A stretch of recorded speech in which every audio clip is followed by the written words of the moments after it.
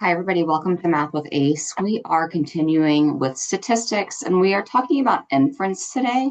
We'll be focusing on the conditions that are necessary in order to perform inference appropriately. Now, there are conditions for hypothesis testing as well as confidence intervals. We're going to be specifically looking at confidence intervals today for a single sample or a single population, either for means or proportions. The first thing that you really have to look at is what type of problem is this? Is this a problem that's asking us to calculate something regarding averages, or is this a problem that's about percentages or proportions? And so we typically, in my class or where we're focusing, we live in two lanes, and one is about proportions and one is about means.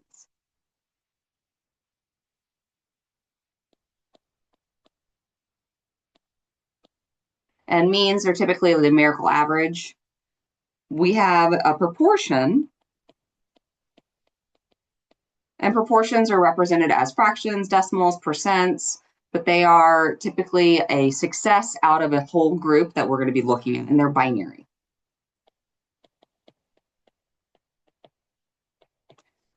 When you read a problem, you are looking for keywords that tell you this is about means or proportions.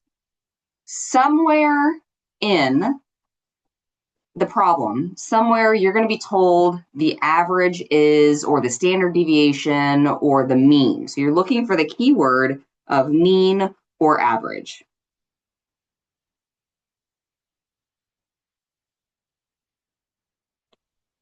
Let's write a little bit lower.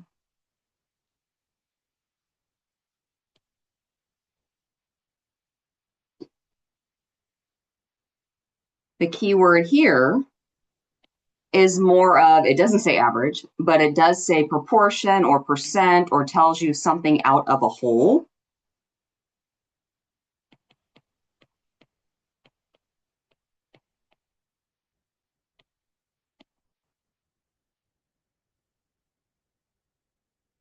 It's binary. That's another thing to remember. You have success, failure.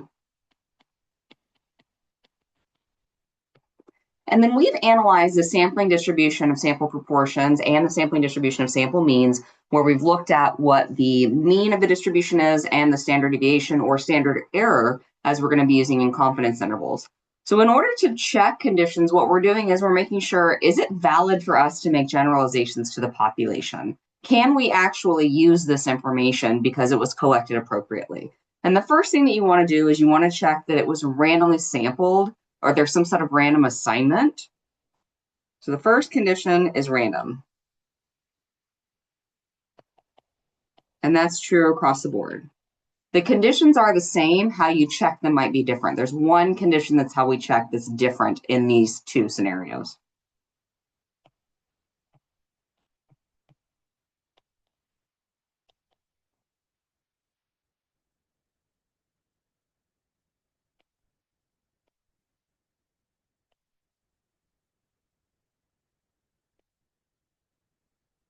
Now, the reason that we do this is because we're trying to make this something we can generalize to the population. We're trying to eliminate bias and kind of spread out any confounding variables across the board and make sure that all lurking and all of that is kind of mixed out around, and that we're not pulling or under or over representing some sort of group. So this randomness helps us simulate so that we can generalize to the population.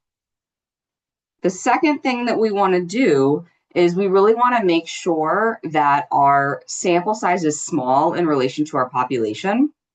If you sample with or without replacement, you kind of need to know whether you're doing one or the other, because if you're sampling with replacement, your values are different. It kind of throws you into a little bit of a pickle.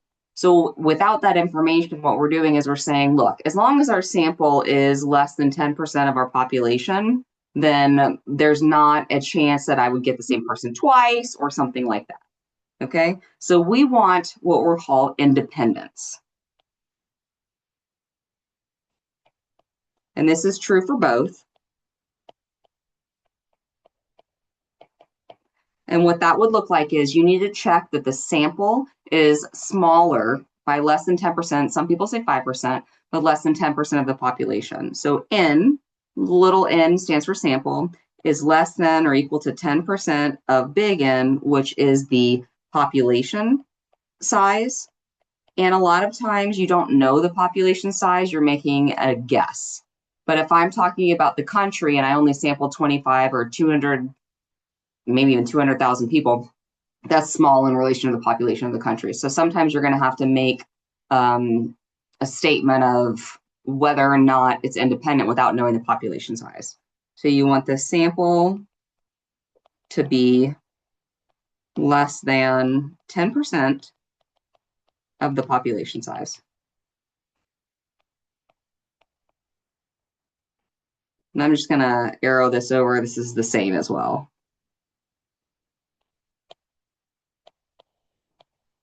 Okay. Now, the last thing that we're doing is we want to check that our distribution is large.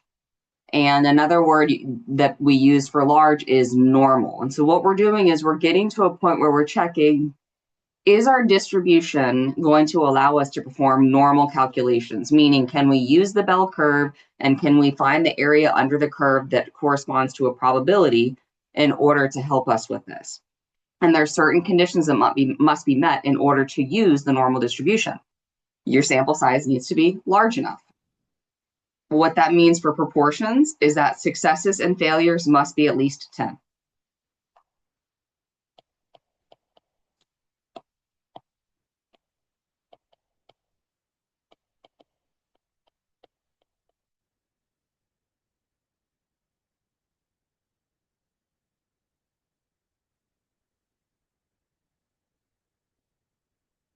And for a proportion in confidence intervals, it is the successes and failures of our sample we're using because we don't know the population success. So for confidence intervals, we are checking that n times p hat is at least 10 and n times 1 minus p hat is at least 10, or nq hat. So we need to check that successes and failures are at least 10, and you just can't say yes, they are. You need to actually show this. For means, it's a little bit trickier because we don't know the standard deviation of the population. So we don't know, we have degrees of freedom and we have different things we have to look at. There's 3 different ways that you can check normal for means. The first way is that the population is normal. We're told the population is normally distributed.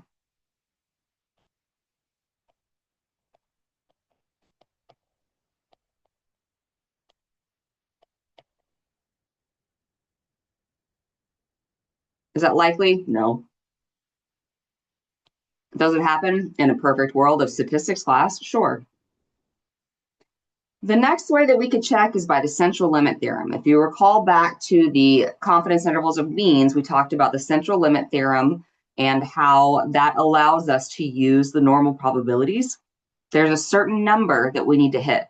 And that's when the central limit theorem says that if your sample size is at least 30, then we can use normal calculations.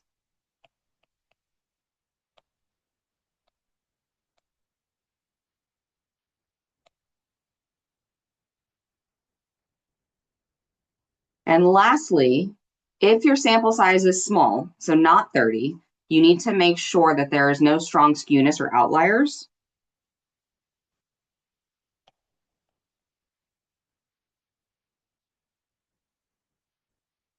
And that it is roughly symmetric.